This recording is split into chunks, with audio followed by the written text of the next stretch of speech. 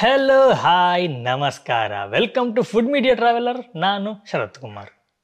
ಸ್ನೇಹಿತರೆ, ನಾವು ಪ್ರತಿದಿನ ಅಡುಗೆ ಮನೆಯಲ್ಲಿ ಒಂದಲ್ಲ ಒಂದು ರೀತಿಯ ಮಸಾಲೆಗಳನ್ನು ಉಪಯೋಗ ಮಾಡ್ತೀವಿ.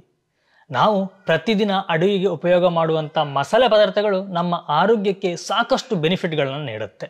ಆ ಮಸಾಲೆಗಳನ್ನು ಸರಿಯಾದ ಪ್ರಮಾಣದಲ್ಲಿ ಬಳಸೋದ್ರಿಂದ ನಮ್ಮ ದೇಹಕ್ಕೆ ಬೇಕಾದಂಥ ಅನೇಕ ಪೋಷಕಾಂಶಗಳು ಸಿಗುತ್ತೆ. ಈ ರೀತಿಯ ಮಸಾಲೆಗಳಲ್ಲಿ ನಾವು ಪ್ರತಿದಿನ ಹೆಚ್ಚಾಗಿ ಉಪಯೋಗ ಮಾಡುವಂಥದ್ದು ಕೊತ್ತಂಬರಿ ಬೀಜ.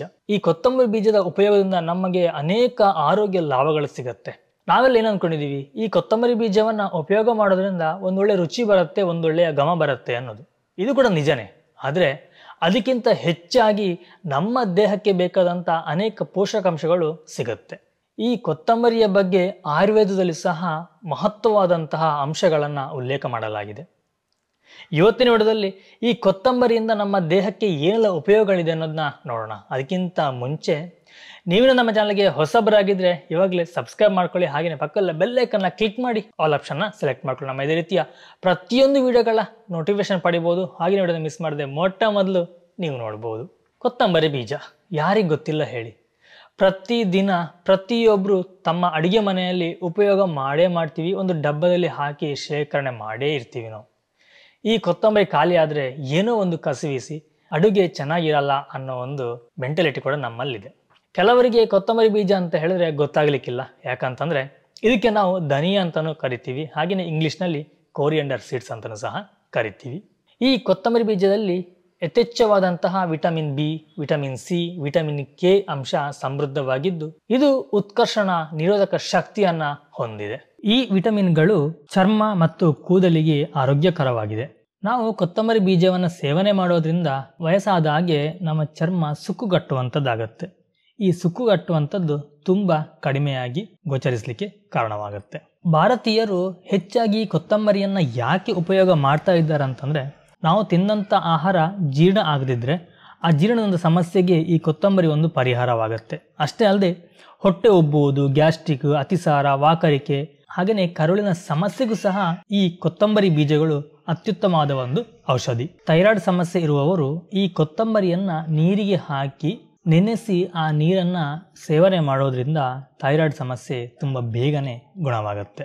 ಈ ಕೊತ್ತಂಬರಿ ಬೀಜಗಳು ಆಂಟಿಸೆಪ್ಟಿಕ್ ಗುಣಗಳನ್ನು ಹೊಂದಿರೋದ್ರಿಂದ ಎಸ್ಜಿಮಾ, ತುರಿಕೆ ಚರ್ಮ, ದದ್ದುಗಳು ಮತ್ತು ಉರಿಯೂತದಂತಹ ವಿವಿಧ ರೀತಿಯ ಚರ್ಮ ಕಾಯಿಲೆಗಳನ್ನು ಗುಣಪಡಿಸುವಲ್ಲಿ ಸಾಕಷ್ಟು ಪಾತ್ರವನ್ನು ವಹಿಸುತ್ತೆ. ಇನ್ನು ಕೆಲವರಿಗೆ ಆಗಾಗ ಬಾಯಿ ಹುಣ್ಣು ಆಗುವಂಥದ್ದು ಸಾಮಾನ್ಯ. ಈ ಬಾಯಿ ಹುಣ್ಣು ಆದಾಗಲೂ ಈ ಕೊತ್ತಂಬರಿಯನ್ನು ಅಗಿದು ನುಂಗುವುದರಿಂದ ಅಥವಾ ಕೊತ್ತಂಬರಿ ಬೀಜದ ನೀರನ್ನು ಸೇವನೆ ಮಾಡೋದ್ರಿಂದ ಬಾಯಲ್ಲಿರುವ ಹುಣ್ಣು ತುಂಬ ಬೇಗನೆ ಗುಣವಾಗುತ್ತೆ. ಕೊತ್ತಂಬರಿ ಬೀಜಗಳು ಕೆಟ್ಟ ಕೊಲೆಸ್ಟ್ರಾಲ್ ಅನ್ನು ಕಡಿಮೆ ಮಾಡೋದರ ಜೊತೆಗೆ ದೇಹದಲ್ಲಿ ಉತ್ತಮ ಕೊಲೆಸ್ಟ್ರಾಲ್, ನಾವು ಕೊಲೆಸ್ಟ್ರಾಲ್ ಎರಡು ರೀತಿ ನೋಡ್ಬೋದು, ಒಂದು ಬ್ಯಾಡ್ ಕೊಲೆಸ್ಟ್ರಾಲ್ ಮತ್ತೊಂದು ಗುಡ್ ಕೊಲೆಸ್ಟ್ರಾಲ್ ಅಂತೇಳಿ. ಇದು ದೇಹದಲ್ಲಿರುವಂಥ ಗುಡ್ ಕೊಲೆಸ್ಟ್ರಾಲನ್ನು ಹೆಚ್ಚಿಸಿಕೊಳ್ಳಲಿಕ್ಕೆ ಕಾರಣವಾಗುತ್ತೆ. ಈ ಬೀಜಗಳಲ್ಲಿ ತಾಮ್ರ, ಸತು, ಕಬ್ಬಿಣ ಮತ್ತು ಇತರ ಖನಿಜಾಂಶಗಳು ಸಮೃದ್ಧವಾಗಿದ್ದು ಇದು ರಕ್ತ ಕಣಗಳನ್ನು ಹೆಚ್ಚಿಸಲಿಕ್ಕೆ ಸಹಾಯ ಮಾಡುತ್ತೆ. ಇನ್ನು ನಮ್ಮ ಭಾರತದಲ್ಲಿ ಬಹಳಷ್ಟು ಜನರನ್ನು ಕಾಡ್ತಾ ಇರುವಂಥದ್ದು ಮಧುಮೇಹ. ಈ ಮಧುಮೇಹವನ್ನು ಕಂಟ್ರೋಲ್ ಇಡಲಿಕ್ಕೆ ಅಥವಾ ಕಡಿಮೆ ಮಾಡಿಕೊಳ್ಳಲಿಕ್ಕೆ ತುಂಬ ಹರಸಾಹಸ ಪಡ್ತಾ ಇರ್ತೀರಿ. ಅಂಥವರು ನಿಯಮಿತವಾಗಿ ಕೊತ್ತಂಬರಿ ಬೀಜವನ್ನು ಸೇವನೆ ಮಾಡೋದ್ರಿಂದ ರಕ್ತದಲ್ಲಿರುವಂತಹ ಸಕ್ಕರೆ ಮಟ್ಟ ಗಣನೀಯವಾಗಿ ಹತೋಟಿಗೆ ಬರುತ್ತೆ. ಅಷ್ಟೇ ಅಲ್ಲದೆ ದೇಹದಲ್ಲಿರುವಂತಹ ಕೊಬ್ಬನ್ನು ಕಡಿಮೆ ಮಾಡಿ ದೇಹದ ತೂಕವನ್ನು ಕಡಿಮೆ ಮಾಡಿಕೊಳ್ಳಿಕ್ಕೂ ಸಹ ತುಂಬನೇ ಸಹಕಾರಿಯಾಗಿದೆ. ಇನ್ನು ಕೆಲವರಿಗೆ ಲೋ ಶುಗರ್ನಂತಹ ಸಮಸ್ಯೆಗಳಿರುತ್ತೆ. ಅಂಥವರು ಈ ಕೊತ್ತಂಬರಿ ಬೀಜವನ್ನು ಉಪಯೋಗ ಮಾಡೋಕ್ಕಿಂತ ಮುಂಚೆ ಒಮ್ಮೆ ನಿಮ್ಮ ಡಾಕ್ಟರ್ನ ಸಲಹೆ ಪಡೆಯೋದು ತುಂಬಾ ಉತ್ತಮ. ನಾನು ನಿಮಗೆ ಆವಾಗಲೇ ಹೇಳಿದೆ, ಈ ಕೊತ್ತಂಬರಿ ಬೀಜಗಳು ರಕ್ತದಲ್ಲಿರುವಂತಹ ಸಕ್ಕರೆ ಮಟ್ಟವನ್ನು ಕಡಿಮೆ ಮಾಡುತ್ತೆ ಅಂತೇಳಿ. ಒಂದು ವೇಳೆ ಲೋ ಶುಗರ್ ಇರುವವರು ಸಹ ಇದನ್ನು ಉಪಯೋಗ ಮಾಡೋದ್ರಿಂದ ಸಕ್ಕರೆ ಮಟ್ಟ ಇನ್ನೂ ಲೋ ಆಗಲಿಕ್ಕೆ ಕಾರಣವಾಗಬಹುದು. ಇನ್ನು ಕೆಲವೊಂದು ಮಹಿಳೆಯರಲ್ಲಿ ಋತುಚಕ್ರದ ಸಮಸ್ಯೆ ಇರುತ್ತೆ. ಅಂದರೆ ಮಂತ್ಲಿ ಸರಿಯಾದ ಸಮಯದಲ್ಲಿ ಋತುಚಕ್ರ ಆಗದೇ ಇರುವಂಥ ಸಮಸ್ಯೆ ಇರುತ್ತೆ. ಪ್ರತಿಯೊಂದು ಹೆಣ್ಣುಮಕ್ಕಳು ಹಾಗೆ ಈ ಕೊತ್ತಂಬರಿ ಬೀಜವನ್ನು ಆದಷ್ಟು ತಮ್ಮ ಪ್ರತಿನಿತ್ಯದ ಆಹಾರದಲ್ಲಿ ಉಪಯೋಗ ಮಾಡ್ತಾ ಬನ್ನಿ. ಸಾಧ್ಯ ಆದರೆ ಕೊತ್ತಂಬರಿ ಬೀಜದ ನೀರನ್ನು ಕುಡಿಯೋದ್ರಿಂದ ಸಹ ತುಂಬನೇ ಉಪಯೋಗಗಳು ಆಗುತ್ತೆ. ಈ ಋತುಚಕ್ರದ ವೇಳೆಗೆ ಕೆಲವರಿಗೆ ತುಂಬ ಸುಸ್ತಾಗುವಂಥದ್ದು ಆಗುತ್ತೆ. ಇನ್ನು ಕೆಲವರಿಗೆ ವಿಪರೀತವಾದಂಥ ಹೊಟ್ಟೆ ನೋವಿರುತ್ತೆ. ಅಂಥವರಿಗೂ ಸಹ ಈ ಕೊತ್ತಂಬರಿ ಬೀಜ ಒಂದು ಔಷಧಿಯಾಗಿ ಪರಿಣಮಿಸುತ್ತೆ. ಪ್ರತಿಯೊಬ್ಬರಿಗೂ ಕೂದಲು ಇರುವಂಥ ಸಮಸ್ಯೆ ಸರ್ವೇ ಸಾಮಾನ್ಯ. ಈ ಕೂದಲು ಉದುರುವಂಥದ್ದು ನಾನಾ ರೀತಿಯಿಂದ ಬರುತ್ತೆ. ಇದಕ್ಕೆ ನಾವು ಉಪಯೋಗ ಮಾಡುವಂತಹ ಶಾಂಪೂ, ಸೋಪು ಅಥವಾ ಬೇರೆ ಬೇರೆ ಪ್ರಾಡಕ್ಟ್ಗಳಾಗಲಿ ಅಥವಾ ಈ ಬ್ಯೂಟಿ ಪಾರ್ಲರ್ಗೆಲ್ಲ ಹೋಗಿ ಕೂದಲಿನ ಆರೈಕೆ ಮಾಡುವಂಥದ್ದಾಗಲಿ ಅಥವಾ ರಕ್ತದಲ್ಲಿ ಏನಾದರೂ ವ್ಯತ್ಯಾಸಗಳಿದ್ರೆ ಹೀಗೇನೆ ನಾನಾ ಕಾರಣಗಳಿಂದ ಕೂದಲು ಉದುರುವಂಥದ್ದು ಬರುತ್ತೆ. ಸ್ನೇಹಿತರೆ, ನಾವು ಪ್ರತಿಯೊಂದು ವಿಡಿಯೋಗಳ ನಡುವಲ್ಲಿ ಸಣ್ಣದಾಗಿ ಒಂದು ಬ್ರೇಕ್ನ ಕೊಡ್ತೀವಿ. ನಿಮಗೆಲ್ಲ ಗೊತ್ತಿರ್ಬೋದು, ಹಾಗೆಯೇ ತುಂಬ ಜನ ಉಪಯೋಗ ಮಾಡಿರ್ಬೋದು ನಮ್ಮ ಉತ್ಪನ್ನಗಳನ್ನು. ಅದು ಕೂಡ ರಾಸಾಯನಿಕ ಮುಕ್ತವಾಗಿ ನಾವು ಮನೆಯಲ್ಲಿ ನಮ್ಮ ಕೈಯಾರೆ ಮಾಡುವಂತಹ ಉತ್ಪನ್ನಗಳು. ಸ್ನೇಹಿತರೆ, ನಾವು ಒಂದು 8 ರೀತಿಯ ಸೋಪ್ಗಳನ್ನು ಹಾಗೂ ಒಂದು 3-4 ರೀತಿಯ ಹೇರ್ ಆಯಿಲ್ಗಳನ್ನು ಸಹ ಮಾಡ್ತಾ ಇದ್ದೇವೆ. ತುಂಬ ಜನ ಉಪಯೋಗ ಮಾಡಿದ್ದೀರಿ, ತುಂಬ ಜನಕ್ಕೆ ಒಳ್ಳೆ ರಿಸಲ್ಟ್ ಬಂದಿದೆ, ಒಂದು ಒಳ್ಳೆ ರಿವ್ಯೂ ಸಹ ಕೊಟ್ಟಿದ್ದೀರಿ. ಒಂದು ವೇಳೆ ನೀವು ಸಹ ಇನ್ನೂ ನಮ್ಮ ಉತ್ಪನ್ನಗಳನ್ನು ಉಪಯೋಗ ಮಾಡಲಿಲ್ಲ ಅಂತಂದರೆ ಒಮ್ಮೆ ಖರೀದಿ ಮಾಡಿ ಉಪಯೋಗ ಮಾಡಿ. ನಿಮ್ಮ ಆರೋಗ್ಯಕ್ಕೆ ತುಂಬಾ ಯೂಸ್ ಆಗುತ್ತೆ. ನಾವು ಪ್ರತಿದಿನ ಸ್ನಾನ ಮಾಡುವಂಥ ಸೋಪ್ನಲ್ಲಿ ಅನೇಕ ಕೆಮಿಕಲ್ಗಳಿವೆ, ಆದರೆ ನಾವು ಯಾವುದೇ ಕೆಮಿಕಲ್ ಹಾಕದೆ 4 ರೀತಿಯ ಎಣ್ಣೆಯನ್ನು ಉಪಯೋಗ ಮಾಡಿಕೊಂಡು ಮಾಡುವಂಥ ಸೋಪ್ ಆಗಿದೆ. ನೀವು ನಮ್ಮ ಸಣ್ಣ ಮಟ್ಟದ ಹೋಮ್ ಮೇಡ್ ಬಿಸ್ನೆಸ್ಗೆ ಒಂದು ಸಪೋರ್ಟ್ ಮಾಡ್ತೀರಿ ಅಂತ ಅಂದ್ಕೊಳ್ತೀವಿ. ನೀವು ನಮ್ಮ ಉತ್ಪನ್ನಗಳನ್ನು ಖರೀದಿ ಮಾಡಬೇಕು ಅಂತ ಬಯಸಿದ್ರೆ ಇಲ್ಲಿ ಕಾಣುವಂಥ ನಂಬರ್ಗೆ ವಾಟ್ಸಪ್ ಮಾಡಿ, ನಾವು ನಿಮ್ಮ ಮನೆ ಬಾಗಿಲಿಗೆ ತಲುಪಿಸುವಂಥ ಕೆಲಸವನ್ನು ಮಾಡ್ತೀವಿ. ಈ ಕೊತ್ತಂಬರಿ ಬೀಜವನ್ನು ಸೇವನೆ ಮಾಡೋದ್ರಿಂದ ಸಾಮಾನ್ಯವಾಗಿ ಕೂದಲು ಉದುರುವಂಥ ಸಮಸ್ಯೆ ಕಡಿಮೆಯಾಗುತ್ತೆ. ದುರ್ಬಲ ಕೂದಲಿನ ಕಿರುಚೀಲಗಳು, ಹಾರ್ಮೋನು, ಹಾಗೆಯೇ ಕೂದಲು ಉದುರುವಂತಹ ನಾನಾ ರೀತಿಯ ಸಮಸ್ಯೆಗಳನ್ನು ತಡೆಯುವಲ್ಲಿ ಇದು ಸಹಕಾರಿಯಾಗಿದೆ. ಸಾಮಾನ್ಯವಾಗಿ ಬರುವಂತಹ ಶೀತ ಜ್ವರಕ್ಕೆ ಈ ಕೊತ್ತಂಬರಿ ಒಂದು ಔಷಧಿ. ನೀವು ಜೀರಿಗೆ ಮತ್ತು ಕೊತ್ತಂಬರಿಯನ್ನು ಹಾಕಿ ಕಷಾಯ ಮಾಡಿ ಕುಡಿಯೋದ್ರಿಂದ ಸಾಮಾನ್ಯವಾಗಿ ಬರುವಂತಹ ಶೀತ ಜ್ವರಕ್ಕೆ ಇದೊಂದು ಪರಿಹಾರವಾಗುತ್ತೆ. ಇನ್ನು ಈ ಬೇಸಿಗೆ ಸಮಯದಲ್ಲಿ ಹೆಚ್ಚಾಗಿ ಕಣ್ಣು ಉರಿ ಬರುವಂಥದ್ದು ಅಥವಾ ವಿಪರೀತವಾಗಿ ಕಣ್ಣು ತುರಿಕೆಯಾಗುವಂತಹ ಪ್ರಮೇಯಗಳು ಬರುತ್ತೆ.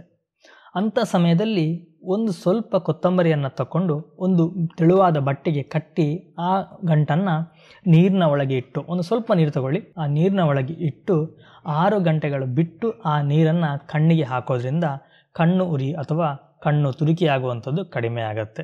ಒಂದು ಗಮನದಲ್ಲಿಡಿ, ನೀವು ನೇರವಾಗಿ ಕೊತ್ತಂಬರಿಯನ್ನು ನೀರಿಗೆ ಹಾಕಿ ಅದನ್ನು ಕಣ್ಣಿಗೆ ಹಾಕಲಿಕ್ಕೆ ಹೋಗಬೇಡಿ.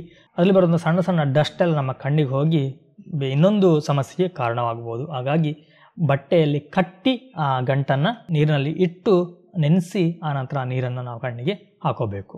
ನಮಗೆಲ್ಲರಿಗೂ ಸಾಮಾನ್ಯವಾಗಿ ಈ ಗ್ಯಾಸ್ಟ್ರಿಕ್ ಬರುತ್ತೆ. ಗ್ಯಾಸ್ಟ್ರಿಕ್ ಬಂದಾಗ ನಾವು ಔಷಧಿಗಳನ್ನು ತೆಗೆದುಕೊಳ್ಳೋದಕ್ಕಿಂತ ಬದಲಾಗಿ ಈ ಕೊತ್ತಂಬರಿ ಮತ್ತು ಜೀರಿಗೆಯನ್ನು ಹಸಿಯಾಗಿ ಬಾಯಲ್ಲಿ ಹಾಕಿ ಅಗಿದು ಅದರ ರಸವನ್ನು ನುಂಗೋದ್ರಿಂದ ಗ್ಯಾಸ್ಟ್ರಿಕ್ ತುಂಬ ಬೇಗನೆ ಕಡಿಮೆ ಆಗುತ್ತೆ. ಇದೊಂದು ಕ್ವಿಕ್ ಔಷಧಿ ಅಂತ ಹೇಳಬಹುದು. ಯಾಕಂದರೆ ನಾವು ಸಾಮಾನ್ಯವಾಗಿ ಮನೇಲಿರುವಾಗ ಜೀರಿಗೆ ಮತ್ತು ಕೊತ್ತಂಬರಿ ಮನೇಲಿ ಇದ್ದೇ ಇರುತ್ತೆ. ಎರಡೆರಡನ್ನು ಸ್ವಲ್ಪ ತಗೊಂಡು ಬಾಯಿಗೆ ಹಾಕಿ ಅಗಿದು ರಸವನ್ನು ನುಂಗಿದ್ರೆ ಆಯಿತು. ಸ್ನೇಹಿತರೆ, ಕೊತ್ತಂಬರಿ ಬೀಜದಿಂದ ನಮ್ಮ ಆರೋಗ್ಯಕ್ಕೆ ಏನೆಲ್ಲ ಲಾಭಗಳಿದೆ ಅನ್ನೋದನ್ನ ನೀವು ಇವತ್ತು ತಿಳ್ಕೊಂಡ್ರಲ್ವಾ? ನಾವು ಪ್ರತಿದಿನ ಉಪಯೋಗ ಮಾಡುವಂಥ ಮಸಾಲೆಗಳಿರಲಿ, ಬೇಳೆ ಕಾಳುಗಳಿರಲಿ, ಪ್ರತಿಯೊಂದರಲ್ಲೂ ನಮ್ಮ ದೇಹಕ್ಕೆ ಬೇಕಾದಂಥ ಅನೇಕ ಪೋಷಕಾಂಶಗಳು ಸಿಗುತ್ತಾ ಹೋಗುತ್ತೆ. ನಾವು ಈ ಆಧುನಿಕ ಜಗತ್ತಿನಲ್ಲಿ ಕೆಲವೊಂದು ಮಸಾಲೆ ಪದಾರ್ಥಗಳಾಗಲಿ ಅಥವಾ ಕೆಲವೊಂದು ಬೇಳೆ ಕಾಳುಗಳನ್ನಾಗಲಿ ಬಿಡ್ತಾ ಇದ್ದೇವೆ. ಇದಕ್ಕೆ ಕಾರಣ ನಾವು ಉಪಯೋಗ ಮಾಡುವಂತಹ ಅಥವಾ ನಾವು ಸೇವನೆ ಮಾಡುವಂತಹ ಕೆಮಿಕಲ್ ಪ್ರಾಡಕ್ಟ್ಗಳು.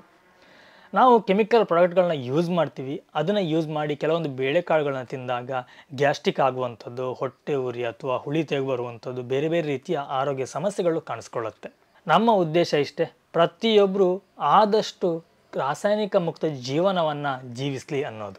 ನಿಮಗೆ ಇದೇ ರೀತಿಯ ಉಪಯುಕ್ತ ಮಾಹಿತಿಗಳು ಬೇಕು ಅಂತಂದರೆ ನಮ್ಮ ಚಾನಲ್ನ ಇವಾಗಲೇ ಸಬ್ಸ್ಕ್ರೈಬ್ ಮಾಡ್ಕೊಳ್ಳಿ. ಹಾಗೆಯೇ ಪಕ್ಕದಲ್ಲ ಬೆಲ್ ಐಕನ್ನ ಸಹ ಕ್ಲಿಕ್ ಮಾಡಿ ಆಲ್ ಆಪ್ಷನ್ನ ಸೆಲೆಕ್ಟ್ ಮಾಡ್ಕೊಳ್ಳಿ. ನಾವು ಅಪ್ಲೋಡ್ ಮಾಡುವಂಥ ಪ್ರತಿಯೊಂದು ವಿಡಿಯೋಗಳ ನೋಟಿಫಿಕೇಶನ್ ಪಡಿಬೋದು. ನಮ್ಮ ವಿಡಿಯೋಗಳನ್ನ ಮಿಸ್ ಮಾಡದೆ ನೀವು ನೋಡಬಹುದು.